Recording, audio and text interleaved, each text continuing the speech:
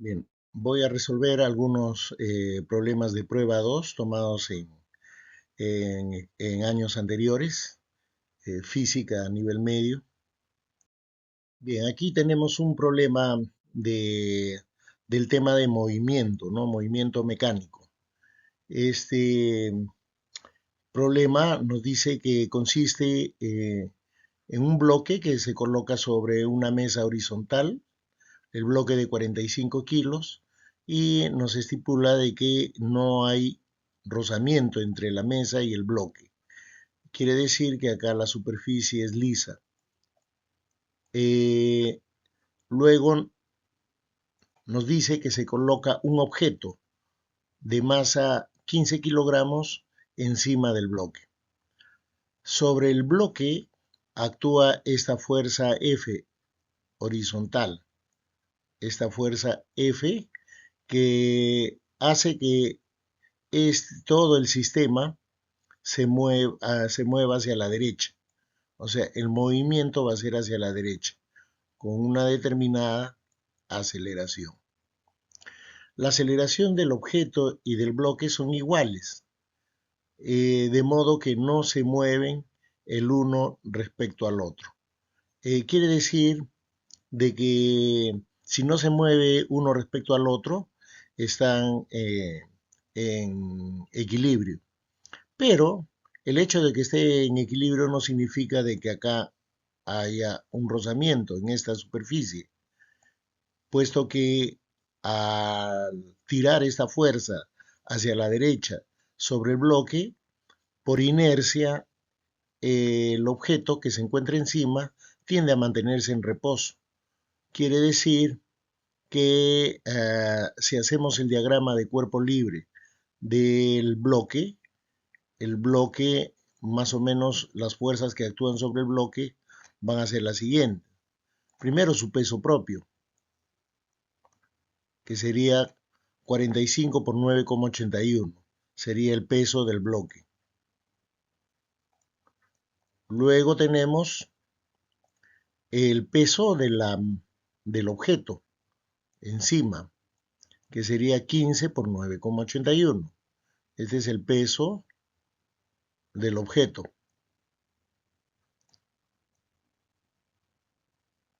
Acá sobre el bloque actúa una fuerza F y lo que hace este objeto al tender a quedarse, porque tiende a mantenerse en reposo, ya lo que hace es ejercer una fuerza de fricción en sentido contrario en la parte superior. Ese va a ser el diagrama de cuerpo libre. Y falta la normal de la superficie respecto de la superficie de la mesa respecto al bloque, ¿no? Acá tendríamos una normal. Bien, también podríamos hacer eh, el diagrama de cuerpo libre del objeto, puesto que acá nos pide indicar la naturaleza y el sentido de la fuerza que acelera al objeto. O sea, nos interesa la naturaleza de la fuerza y el sentido de esta que hace que acelere el objeto que se encuentra reposando sobre el bloque. Entonces voy a hacer el DCL del objeto. Y sobre el objeto actúa su peso, el peso del objeto. Acá va a haber una fuerza de reacción normal, distinta a la del bloque, pero acá en la superficie de contacto, si bien es cierto, la fuerza está actuando sobre el bloque, pero acá, reitero, por inercia, este objeto tiende a quedarse, mantenerse en reposo. Entonces, lo que va a ocurrir acá va a haber una fuerza de fricción. ¿Y en qué sentido va a ser la fuerza de fricción aquí? Opuesta a la fuerza de fricción en el bloque. O sea, aquí la fuerza de fricción va a ser hacia la derecha. y la que va a propiciar el movimiento de ambos cuerpos, o sea, tanto del bloque como del objeto. Para el bloque va a ser, perdón, para el objeto va a ser esta fuerza de acá. Entonces, ¿qué naturaleza tiene esa fuerza? Es una fuerza de fricción, es de la naturaleza. Si fuera un cable, por ejemplo, sería una fuerza de tensión. Si fuera un resorte, sería una fuerza elástica. En este caso es una fuerza de fricción. Esa es la naturaleza de esa fuerza, ¿no? De fricción. ¿Y qué sentido tiene? Tiene el mismo sentido del movimiento del bloque, ¿no? Tiene el mismo sentido de la fuerza que acelera y eso tenemos que poner aquí, ¿no? ¿Qué sentido tiene esa fuerza? Tiene el mismo sentido de la fuerza que genera esa aceleración. O sea, el bloque también se va a mover hacia la derecha, el sentido positivo del eje de las X. Todo ese argumento hay que colocarlo en este espacio que nos proporciona. Esta pregunta que tiene una valoración de 1 punto. Ahora, nos pide determinar la máxima magnitud de F para el cual el bloque y el objeto no se mueven el uno respecto del otro. Entonces, habíamos hecho el DSL del objeto, la interacción del objeto y del bloque está aquí, en esta superficie. Ya hemos visto que acá va a haber una fuerza de fricción,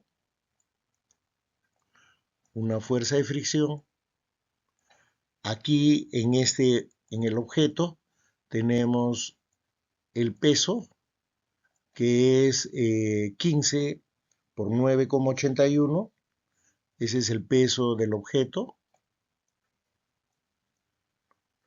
Y la normal. Acá la normal. En el eje Y, la normal se equilibra. La fuerza normal, se va a equilibrar con el peso del objeto. O sea, esta fuerza normal, bueno, en el gráfico anterior lo hemos denominado como N1. Esto va a ser igual al peso del objeto, que sería 15 por 9,81, ¿no? Haciendo ese cálculo, eso es a 147,15. 147,15 Newton. Entonces, de la definición de fuerza de fricción, que es igual a mu por la normal, este mu nos dan 0,6 y este es un coeficiente de rozamiento estático, ¿no? Porque el cuerpo todavía no se mueve. Y el coeficiente de rozamiento estático máximo es, como me piden, perdón, acá, la fuerza máxima, este coeficiente, tenemos que trabajar con el coeficiente de rozamiento estático, puesto que el coeficiente de rozamiento estático es mayor que el coeficiente de rozamiento cinético. Entonces, al pedirnos la máxima fuerza, tendríamos que usar el coeficiente de rozamiento estático, cuyo valor es 0,6. Entonces, esta fuerza de fricción va a ser igual a 0,6 por 147,15. Y ese resultado va a ser igual a 88,3. 88,3. 3 newton, unidades de fuerza, ¿no?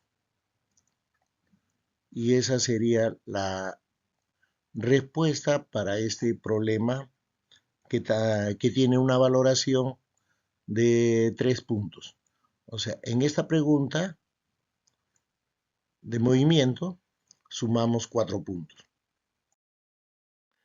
La pregunta 2 nos dice que tenemos un horno microondas donde se emiten ondas electromagnéticas, de modo que se establece dentro del horno un patrón de ondas estacionarias.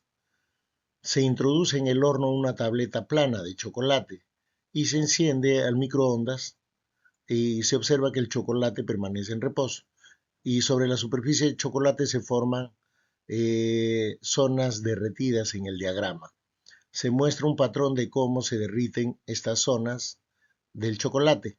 Cada cuadradito tiene una longitud de 1 centímetro. A ver, vamos a analizar. Este problema, bueno, yo hice, un estudiante hizo como trabajo de investigación individual, pero no usó chocolate, usó queso. ¿Qué fue lo que hizo el joven? Dentro del horno microondas, bueno, le sacó el platillo del horno microondas y acá colocó, el estudiante colocó queso aquí en el platillo y luego lo conectó a la fuente de corriente y bueno, le dio un tiempo determinado. Entonces, al extraer el queso, observó lo siguiente. Al extraer el queso, hizo la siguiente observación, que aquí habían puntos negritos, yo lo voy a hacer, a ver, de color rojo, son puntos negros a la misma distancia. Se observó en el queso puntos negritos acá, a la misma distancia. Entonces, ¿cuál es el fenómeno que ocurre acá en el horno microondas? Que al conectarlo a la fuente de tensión, de corriente, acá se va a generar, en su interior se van a generar ondas del algo así, ¿no es cierto? Las ondas. Muy bien. Pero acá van a ser ondas de incidencia y también ondas reflejadas. Entonces quiere decir que se van a formar nodos y antinodos. A ver, acá estos son los nodos.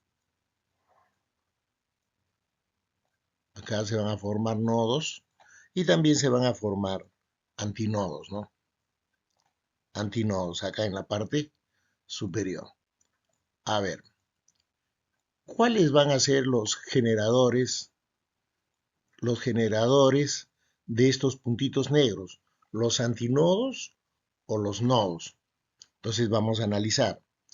Los nodos se forman por las ondas constructivas, ¿no es cierto? Las ondas constructivas se superponen y forman nodos, tal como observamos ahí.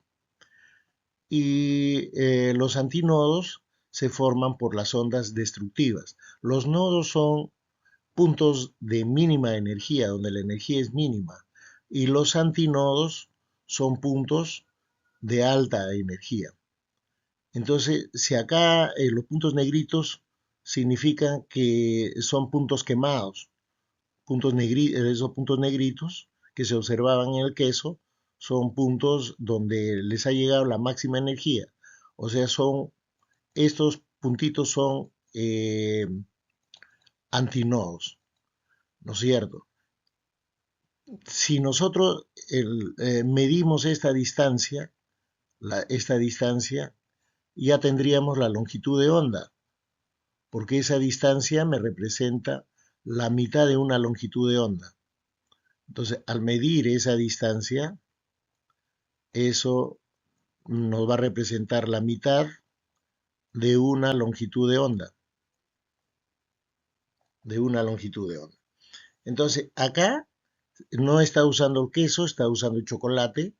Entonces, en el chocolate aparecen estos puntos, ¿no? Derretidos acá en el chocolate. Vamos a ponerle amarillito acá. Acá se van a aparecer puntos derretidos. Y ya sabemos que estos puntos son los antinodos. Y la distancia entre dos antinodos consecutivos viene a ser igual a la mitad de la longitud de onda. O sea, este de acá es la mitad de una longitud de onda. Pero si me dice que cada cuadradito mide 1 centímetro, entonces esto debe ser igual, eso debe ser igual a 1, 2, 3, 4, 5, 6 centímetros. 6 centímetros. 6 centímetros. Quiere decir que la longitud de onda para este problema sería igual a 12 centímetros. La longitud de onda para este problema sería 12 centímetros. Bien, pero eso es lo que estamos extrayendo de acá de la información. Pero la pregunta A solamente nos pide resumir cómo se forma este patrón de ondas estacionarias de zonas derretidas. Ya expliqué, hice la explicación que estos puntos se deben a que por acá están pasando de la onda los puntos de mayor energía, de más alta energía. Y los puntos de más alta energía son los antinodos, ¿no? Y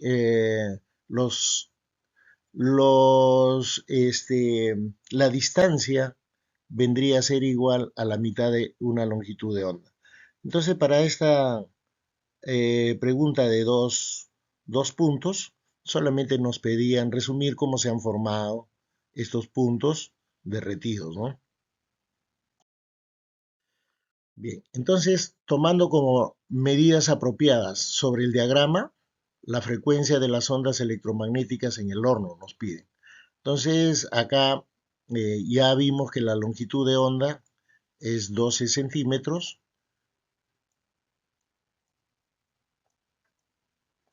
12 centímetros que equivale a 0,12 metros. Y si nos pide la frecuencia, ya sabemos que acá la velocidad con la que se mueve en las ondas en el horno microondas es la velocidad de la luz. Aproximadamente la velocidad de la luz, que es 3 por 10 a la octava metros por segundo. Bien, en, precisamente en el experimento que realizó el estudiante, determinó aproximadamente el valor de la velocidad de la luz. Para ello, su variable independiente fue la frecuencia. Trabajó con hornos, eh, hornos microondas de diferentes frecuencias y la variable dependiente tenía que ser la longitud de onda, ¿no? Y con eso podía calcular la velocidad de la luz. Entonces, acá vamos, como nos pide la frecuencia, nos remitimos a la relación longitud de onda por la frecuencia es igual a la velocidad. Entonces, de acá despejamos la frecuencia, sería igual a la velocidad de la luz entre la longitud de onda. A ver, la velocidad de la luz es 3 por 10 a la 8.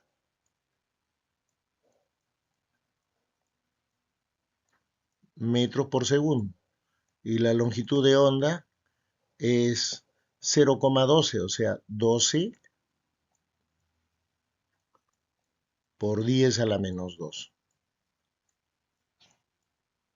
Entonces, esto nos va a salir un cuarto La frecuencia va a ser, simplificando acá, un cuarto, que es 0,25. 0,25 por 10 a la 10. Para expresarlo en función de algún múltiplo, esto nos va a salir en hertz, en algún múltiplo. Acá un 10 de acá de esta potencia, lo multiplico a 0,25 para expresarlo como en notación científica. Esto va a ser igual a 2,5 por 10 a la 9 Hertz. Pero el prefijo 10 a la 9 significa un giga. Entonces la frecuencia acá nos va a salir 2,5 gigahertz. Gigahertz.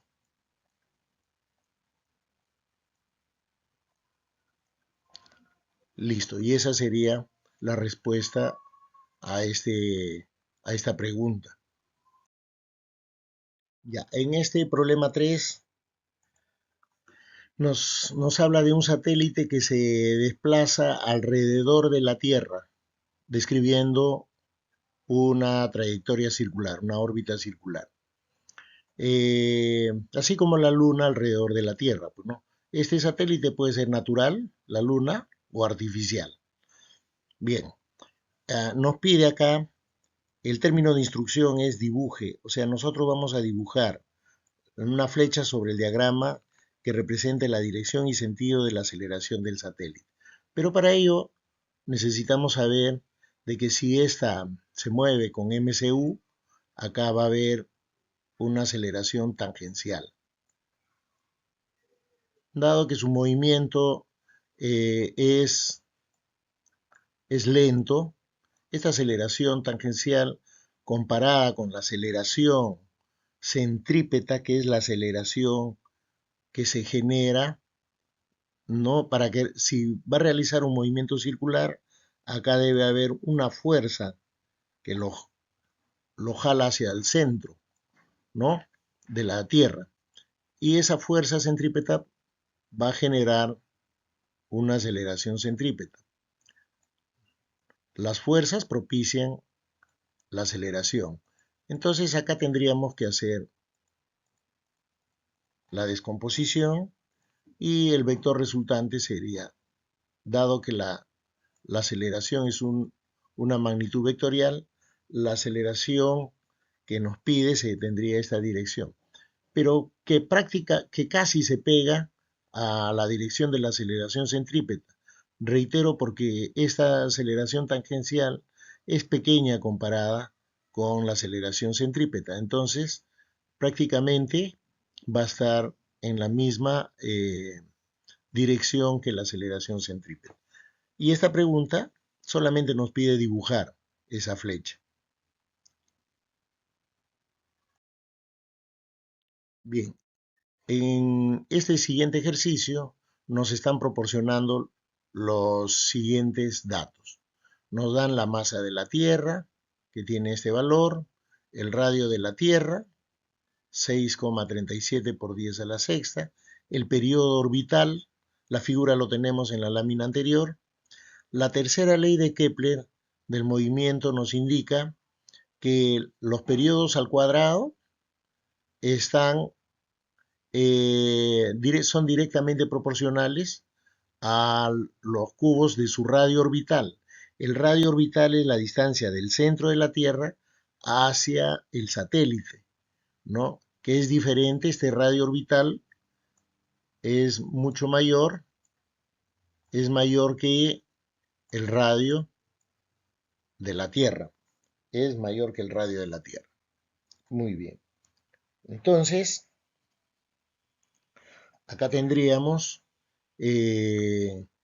para responder esta pregunta 1, nos dice de que demostremos, el término de instrucción es demostrar que K es 4pi al cuadrado sobre la constante de gravitación universal por la masa, por la masa de la Tierra.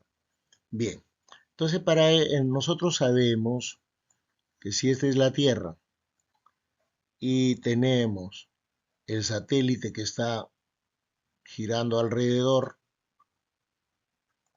acá se genera una velocidad tangencial y en su centro una velocidad angular. ¿Ya? Entonces, hemos visto que si nos dan el periodo, hemos visto que la velocidad angular es 2pi entre t. O sea, el periodo es el tiempo que tarda en dar una vuelta completa. ¿Ya? El espacio angular para una vuelta completa es 2pi radianes. Y el tiempo es el periodo. Bien, ese vendría a ser la velocidad angular. De acá podemos despejar el periodo. El periodo sería 2pi sobre W, correcto, la velocidad angular. Esto va a estar en segundos, bueno, en unidades de tiempo. Y ahora, también sabemos que la fuerza con la que se atraen dos cuerpos, cumple con la ley de la gravitación universal, que vendría a ser igual la constante de gravitación universal por el producto de masas. Acá tenemos la masa del satélite y acá tenemos la masa de la Tierra. Entonces sería producto de m por la masa de la Tierra entre la distancia al cuadrado. La distancia del satélite al centro de la Tierra es el radio satelital, r al cuadrado. Pero esta fuerza con la que se atraen es precisamente la fuerza centrípeta, que vendría a ser la masa del objeto que está girando, del cuerpo que está girando, en este caso es la masa del satélite, por por la aceleración centrípeta, que vendría a ser la velocidad angular al cuadrado por el radio satelital, o velocidad tangencial al cuadrado entre el radio satelital. Entonces, acá podemos simplificar la masa del satélite con la masa del satélite y vamos a tener, al despejar, vamos a tener que G por M, la constante universal, por la constante de gravitación universal por la masa de la Tierra, y este radio satelital multiplica el R al cuadrado. Sería R al cubo. Y eso va a ser igual a la velocidad angular al cuadrado, que vendría a ser 2pi entre t al cuadrado. 2pi al cuadrado es 4pi cuadrado entre el periodo al cuadrado. Pero acá K viene a ser la relación entre t al cuadrado entre r al cubo.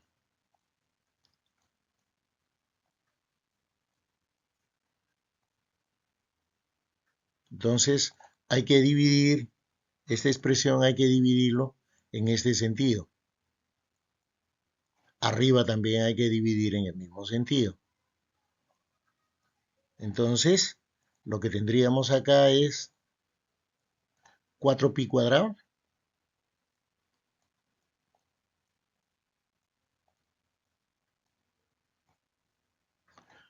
sobre G por M. Y eso es precisamente lo que nos piden demostrar, ¿no? Demostrar que K es igual a 4pi cuadrado sobre G por M. Este tiene una valoración de un punto. Ahora el siguiente nos pide determinar la altura del satélite desde la superficie de la Tierra. O sea, si el satélite se encuentra acá, este es el radio de la Tierra, nos pide a qué distancia, a qué altura se va a encontrar el satélite de la superficie de la Tierra. Entonces podemos observar que el radio satelital viene a ser igual a la suma del radio terrestre más la altura, más esta altura h. Entonces de acá podemos despejar h y obtener por diferencia que h va a ser igual al radio satelital menos el radio terrestre. El radio terrestre lo tenemos, radio de la Tierra. El trabajo consistiría en calcular cuál es el, cuál es el radio satelital. Entonces, esto lo vamos a sacar de acá, de aquí, de esta expresión, de la expresión anterior, despejando r al cubo, tendríamos r al cubo va a ser igual a la constante de gravitación universal por la masa de la Tierra, por el periodo del orbital al cuadrado, entre 4pi al cuadrado.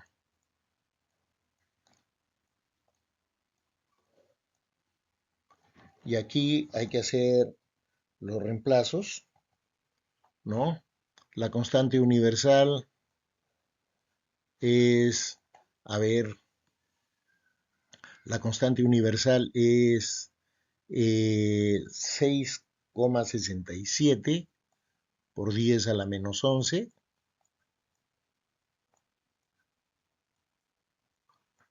por 10 a la menos 11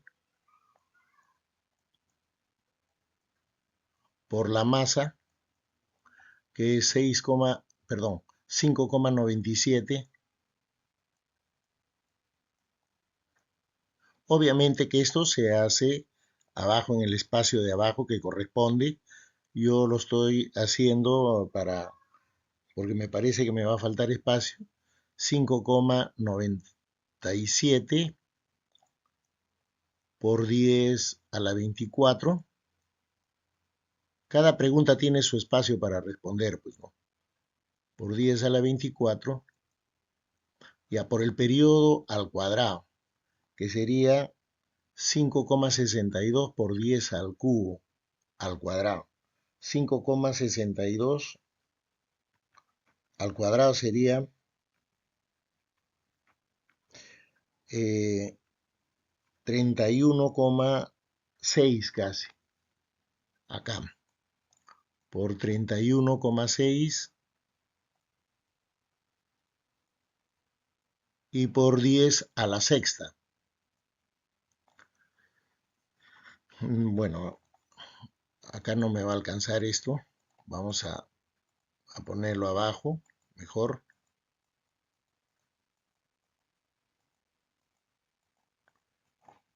Ya, entonces r al cubo va a ser todo lo que estaba escribiendo acá.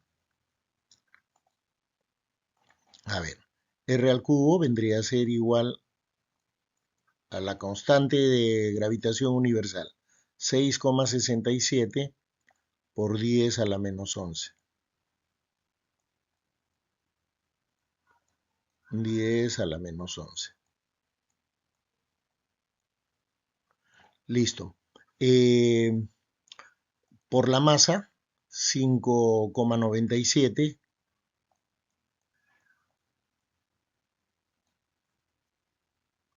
por 10 a la 24.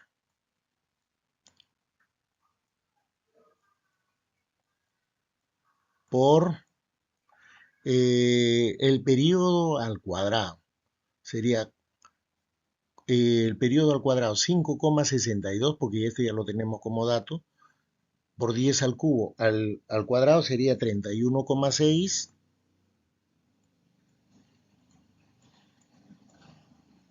por 10 a la sexta. Por 10 a la sexta. Y abajo en el denominador tenemos 4 pi al cuadrado. A ver, acá hay que tratar de ser más prácticos y acá es por 10 a la sexta. Ya, acá hay que ser más prácticos y, por ejemplo, el pi al cuadrado es aproximadamente 9,81, el valor de la gravedad. Acá yo lo voy a reemplazar así porque lo que estamos haciendo es estimar, no encontrar un valor exacto.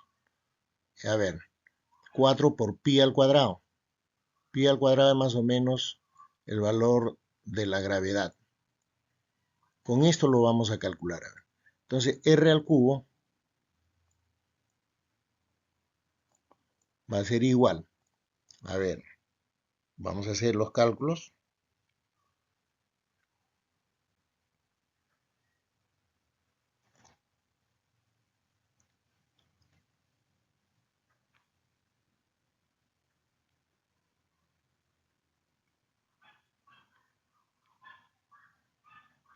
Ya haciendo los cálculos, acá nos sale 32, aproximadamente 32, 0,5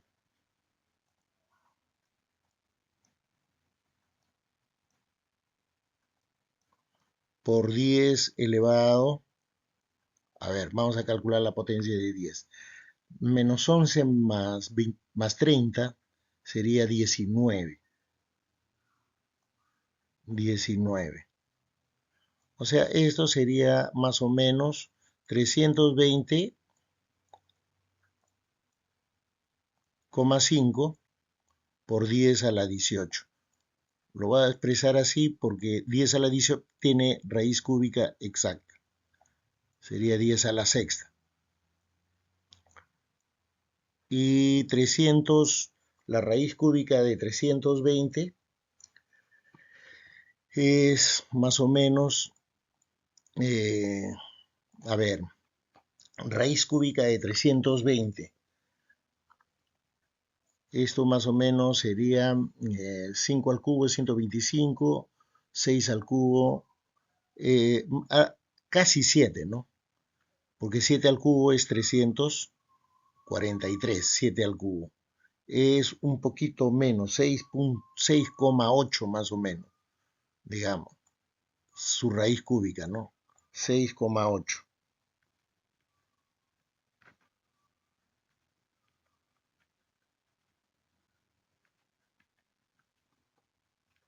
Sí, 6,8, 6,9. 6,8 al cubo es 314. 6,9 vamos a poner. Correcto. Por 10, al sacar raíz cúbica 10 a la 18, sería 10 a la sexta. Y esto me está saliendo en unidades del sistema internacional, en metros. Entonces, quiere decir de que la altura va a ser este radio, 6,9, o de repente 6,87, por ahí debe salir. 6,9 por 10 a la sexta menos 6,37. A ver, vamos a ponerle 6,87 acá. Menos 6,37. Obvio que esto va a estar multiplicado por 10 a la sexta. Y esto me saldría igual a 0,5. 0,5